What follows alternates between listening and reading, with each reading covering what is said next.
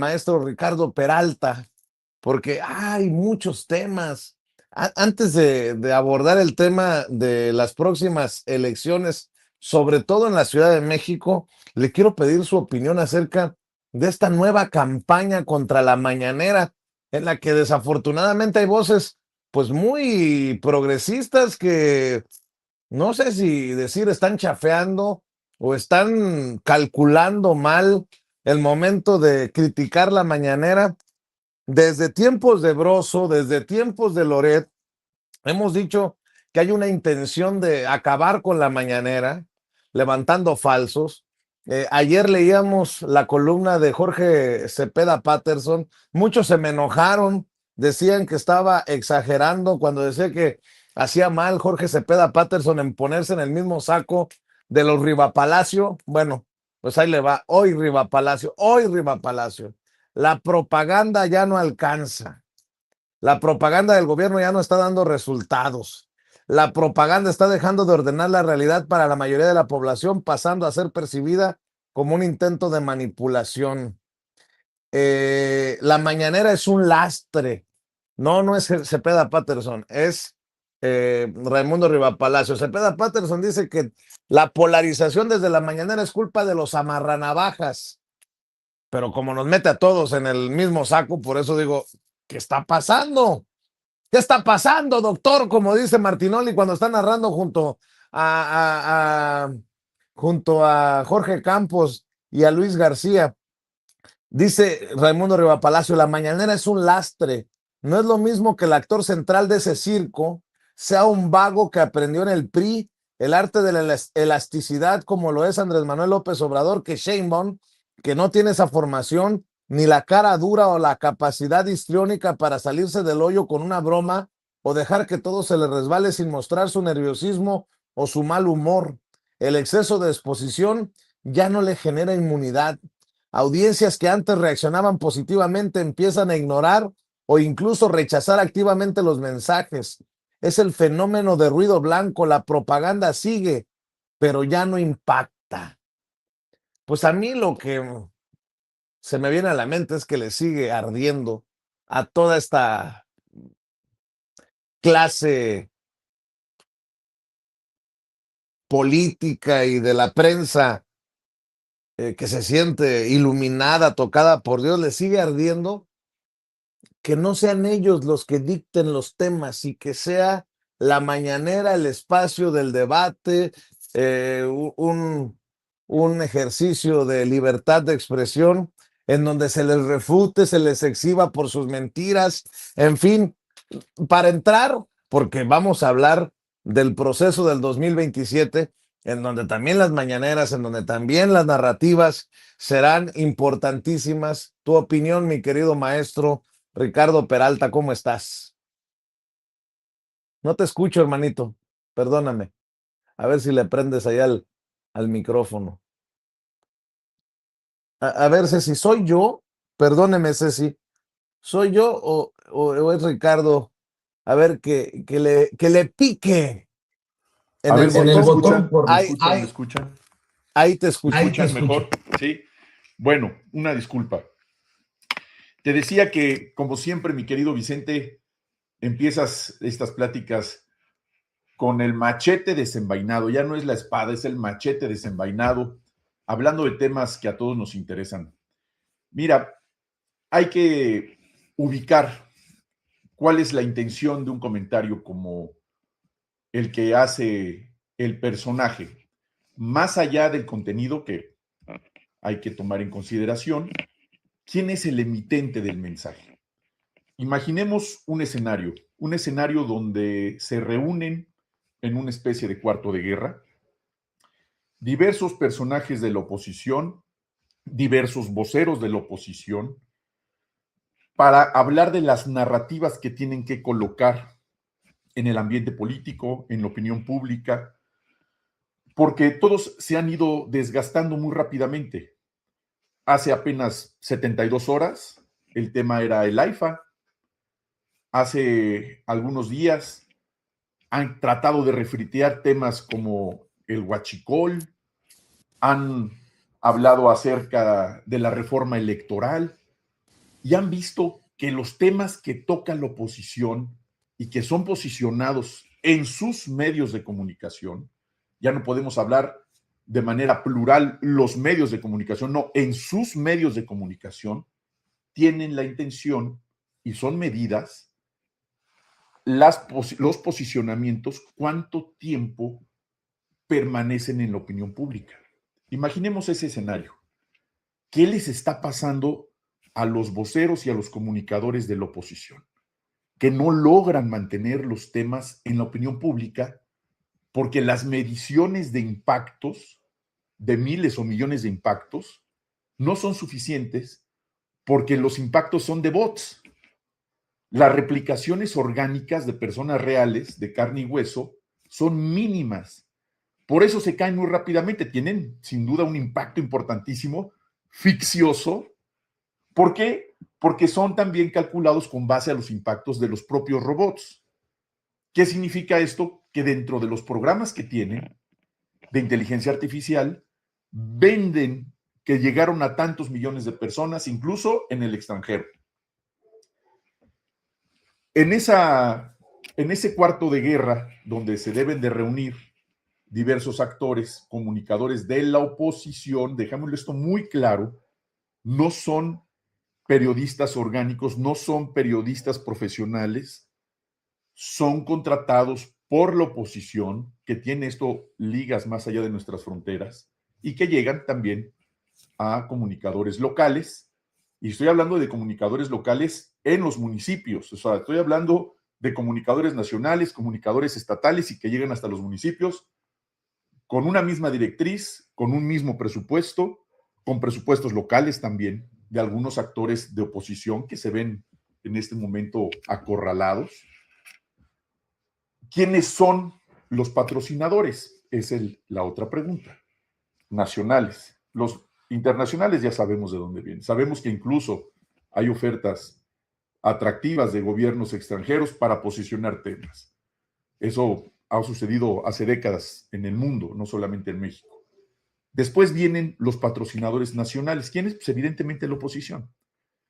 Pero hay particularmente algunos que están en este momento sumamente acorralados y que tocan el botón rojo de emergencia para posicionar rápidamente temas que en la narrativa nosotros que no somos de oposición también repetimos. Pero ¿cuántos de nosotros los defendemos o nos subimos a defenderlos? En la mayoría de los casos no vale la pena defenderlos. ¿Por qué? Porque abonamos a que esa narrativa de ellos tenga impactos. Hay que defenderlos, sí, con una estrategia, con una intención, como el caso que expones, querido Vicente, acerca de esa narrativa. La mañanera no tiene el impacto que tenía con López Obrador. Esa es la narrativa. Hay que denostar la figura de la presidenta Claudia Sheinbaum porque no tiene el mismo impacto en las mañaneras. A ver, partamos de algo. ¿Tendrá la misma presencia la presidenta Claudia Sheinbaum en el exterior que el presidente López Obrador? Evidentemente es totalmente distinta. La presencia internacional de la doctora Claudia Sheinbaum es gigantesca por sus características. Es una mujer que habla un perfecto inglés. Es una mujer que tiene una trayectoria académica totalmente distinta a la del presidente López Obrador. Y a ella le ha interesado reunirse con líderes de otros países. Frecuentemente se reúne con empresarios inversionistas del más alto nivel en Palacio Nacional, que ese también es un mensaje. Han venido a verla a Palacio Nacional presidentes de potencias mundiales. Y al interior, y la política interior, ¿quién ha venido dando la cara? ¿Quién ha participado en las reuniones? La presidenta. ¿Tiene el mismo impacto y la misma forma de hacer? Es diferente. Por la formación, por el origen incluso del propio nacimiento, el acento mexicano diferente, la cercanía con la universidad y con los universitarios, la cercanía con los jóvenes, la cercanía con los niños. Es decir, ciertamente son estilos. ¿Por qué? Porque son personas diferentes. Y dentro de la narrativa de la mañanera también han sido distintas. Entrar en la dinámica de que no tiene el mismo impacto, si no tuviera el mismo impacto no hablarían de ello. Tiene un impacto distinto, pero por supuesto que ha puesto la agenda nacional y lo sigue haciendo, porque esa finalmente es la intención de la mañanera. El objetivo de la mañanera es dictar la narrativa de la política nacional todos los días. ¿Ha tenido ese efecto en el tiempo de gobierno de la doctora Claudia Sheinbaum? Por supuesto que sí, absolutamente sí, si no, no sería tema. Si no, ni lo hubieran mencionado como, ¿qué tema posicionamos los de la oposición? Pues hay que hablar de la mañanera. ¿Por qué? Pues porque es un vehículo extraordinario de difusión nacional para posicionar los temas que le interesan a la opinión pública. Y porque se vienen las elecciones también. Es correcto. Entonces, la narrativa de ellos es, vamos a pegarles por ahí porque es el principal medio de difusión nacional que impone la agenda nacional para todos los medios de comunicación tradicionales, medios electrónicos, aún con la ofensiva que viene desde el extranjero, con la ofensiva y el patrocinio de los cabezas de vaca y de los aureoles y de los madrazos me refiero a Roberto Madrazos, pero hablándolos en plural. Y los otros también. Los otros también. Pero es eso lo que ocurre. ¿Qué tenemos que hacer? ¿Qué debemos hacer? Adelantarnos, dar un paso adelante y hablar sobre el tema. Por ejemplo, el tema del AIFA. Yo he ocupado el AIFA, yo he ido con mi familia al AIFA, además de que es mucho más barato, además de bonito, además de premiado, además de cómodo y de útil. Hay que hablar de ello. Fue el señor Federico Doring con sus shorts y su vestimenta de Chabelo al AIFA a hacer un video hablando de que no había nadie, que no pasaba nada. Pues sí, si vas a una hora y con videos del pasado, el que utilizó videos del pasado, de cuando todavía no concluían las obras, fue él. Y lleva sus periódicos como si estuviera sujeto a una detención o estuviera privado de la libertad para según él, hacer constar de que estaba ahí en tiempo real. Pues no hay continuidad en los videos. El que editó los videos fue él. Yo estuve ahí el fin de semana y estaba atiborrado de gente. Me dio muchísimo gusto saber que un aeropuerto de esa magnitud compite con los aeropuertos más importantes de Latinoamérica, como por ejemplo en materia de carga con el Dorado de Colombia, o con los aeropuertos de Perú, o con los aeropuertos de otras partes del mundo, como el Aeropuerto Internacional de Los Ángeles, que es gigantesco, que tú conoces muy bien, entre otros aeropuertos de esas dimensiones, y además con una capacidad de crecer hasta dar servicio a más de 80 millones de pasajeros en los años por venir. Tiene una capacidad de expansión tremenda, hay terreno por todos lados en el aeropuerto Felipe Ángeles. Entonces, se les van acabando las argumentaciones a la oposición, y es por ello que esa nueva narrativa y otras más que van a seguir en la lista de prioridades de la oposición, imagínense, su prioridad en los temas de narrativa para efecto de publicitarlo en los medios de comunicación es la mañanera. ¿Qué pasa con ello? Que la gente va a ver la mañanera, que la gente va a escuchar a la presidenta, que la gente va a tomar en consideración las narrativas de la presidenta y del gobierno de México, porque ha sido uno de los países que con más dignidad, con más inteligencia, pero sobre todo con toda valentía y patriotismo, ha enfrentado estos embates que ahora estamos en tiempos de una paz muy frágil en el mundo. Pero México ha sobresalido internacionalmente por tener una presidenta que ha sabido defender a México con mucha entereza, con mucha inteligencia. Es verdaderamente una condición que nos debe llenar de orgullo. Y esto lo digo para propios y para extraños. ¿Qué pasaría si hubiéramos tenido un gobierno, imagínense ustedes, otro caso hipotético, como Xóchitl Gálvez? o Lili Téllez, o bueno, hablando de personajes que han querido aspirar a esa primera magistratura, Ricardo Anaya. ¿Qué es lo que han hecho cuando han gobernado la izquierda en este país? Se van a Estados Unidos, a Claro, esconderse a Estados Unidos. Imagínense lo que nos hubiera esperado como país, teniendo gente que se va a entregar a Estados Unidos. Y ojo, qué bueno que tenemos una relación respetuosa y de amistad con los Estados Unidos. Por supuesto que debe de seguir, institucional, pero quien se va y se entrega en una condición de esta naturaleza, ¿qué nos esperaría con los recursos naturales, como el valiente pueblo de Irán ha defendido su territorio, como Cuba, que una y otra vez han defendido su postura, no invaden Cuba todavía, porque Cuba no tiene nada que ofrecerles en recursos naturales, no tiene petróleo, tendrían que ir a administrar la tremenda pobreza que ellos mismos ocasionaron. Entonces, tenemos que seguir defendiendo las posturas del gobierno, de los gobiernos de la Cuarta Transformación a nivel federal, a nivel estatal y por supuesto también a nivel municipal. Y aquí hago un breve comentario respecto a lo que viene, que tiene que ver con todo ello. Las elecciones en la Ciudad de México son primordiales como mensaje político para el resto del país, incluso este mismo tema que está señalando, querido Vicente, porque podemos ubicar algunas alcaldías que nunca ha ganado Morena, particularmente Benito Juárez. Desde el 97 que empezaron las elecciones en este territorio de lo que fue el Distrito Federal, que muchos que somos setenteros seguimos diciéndole Distrito Federal, sobre todo en el interior de la República, pero de esta gran Ciudad de México.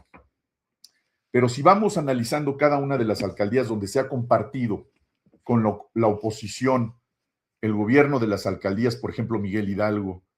Bueno, para empezar, la diferencia entre los votos de Benito Juárez son 30,000 votos de diferencia si realmente se quisiera buscar obtener un triunfo por parte de Morena. Si hablamos de Coyoacán, si hablamos de Miguel Hidalgo, si hablamos de otras alcaldías que hoy gobierna Morena, pero que hay presencia sin duda de la oposición como Tlalpan, como Coyoacán, que llevan 2 periodos sin poder ganar en Morena, como la Cuauhtémoc, importantísima, que por supuesto también ha gobernado también la izquierda, pero que la oposición se resiste a soltar ese territorio, importantísima la Cuauhtémoc, donde un personaje que hoy gobierna ahí será el sereno TikTok y Facebook y lo que sea, pero trae la narrativa. Vamos a comprarle el boleto para enfrentarnos denostando, enfrentando una condición de frivolidad similar o buscando liderazgos inteligentes, académicos, con lógica, con presencia, que realmente logren convencer al voto duro de esas alcaldías, a la clase media, a la clase académica, a la clase profesionista que también vota y que en ciertas alcaldías incluso son los que tienen la definición en los triunfos. En estas alcaldías se gana con 5 o 10 mil votos de diferencia, pues son esos la diferencia.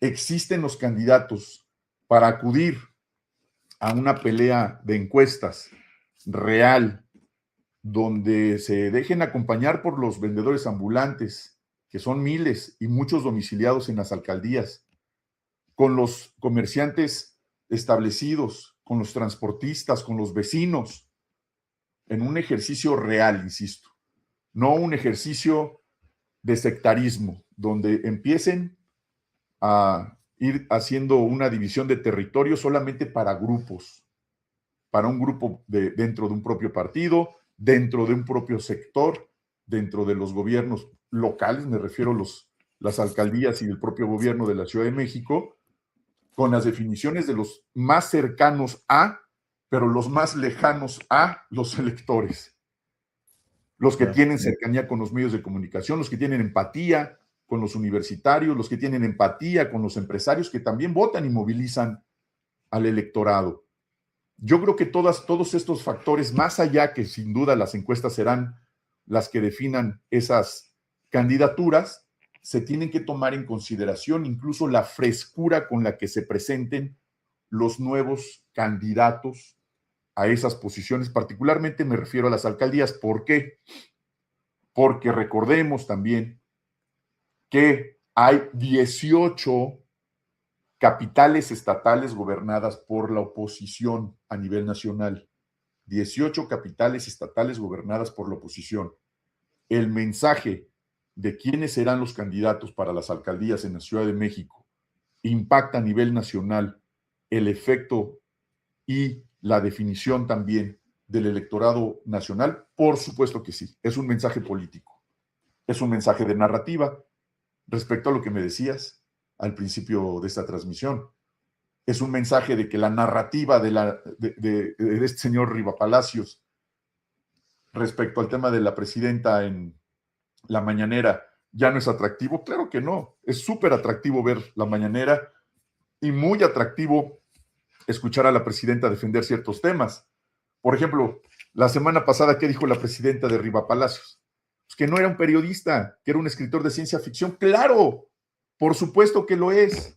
La presidenta sí lo dijo, Riva Palacios es un escritor de ciencia ficción, lo es y lo será, y así será conocido por el resto de sus días. Quedó marcado de por vida, trae un tatuaje imborrable. Riva Palacios, quien lo vea, quien lo escuche, repetirá hasta nuestros últimos días, querido Vicente, que Raimundo Riva Palacios es un escritor de ciencia ficción menos periodista. Eso quedó grabado en el imaginario y en la realidad del mexicano. Punto, se acabó. Esa es la importancia de la narrativa desde la mañanera. Raimundo Riva Palacios es un escritor de ciencia ficción, no periodista, y eso se quedó para siempre. Y así será. Esa es la importancia. Por eso vino este golpecito así de, como si aventara uno un granito de sal, así, que ni se oye, ni se siente, ni se nota. Eso es lo que hizo Raimundo Riva Palacios. Querer criticar la mañanera es de verdad de risa. Como bien dijiste, le ardió y bonito a Raimundo Riva Palacios, porque quedó marcado de por vida como el escritor de ciencia ficción que es. Y muchos más que los acompañan tienen más imaginación que Julio Verne, digo, con todo respeto para Julio Verne. Las 20,000 submarinos se quedan cortas, man. Unas historias que yo creo que esas reuniones que tienen ahí de cuarto de guerra han de utilizar psilocibina o veto a saber qué sustancias para empezar a alucinar y a ver si se le ocurre la peor mafufada y por no decir otra cosa y vamos a inventar esta nueva historia para las redes sociales y para las narrativas y ahí van. Y es la lucha por el poder, querido Vicente. Se vale, claro que se vale, porque nos divierte. ¿A quién no le gusta el humor? A todos nos encanta el humor, nos encanta carcajearnos y más carcajearnos de la oposición, mi querido Vicente. Mi querido maestro Ricardo Peralta, ¿por qué no cerramos invitando a la audiencia a tus redes sociales, maestro?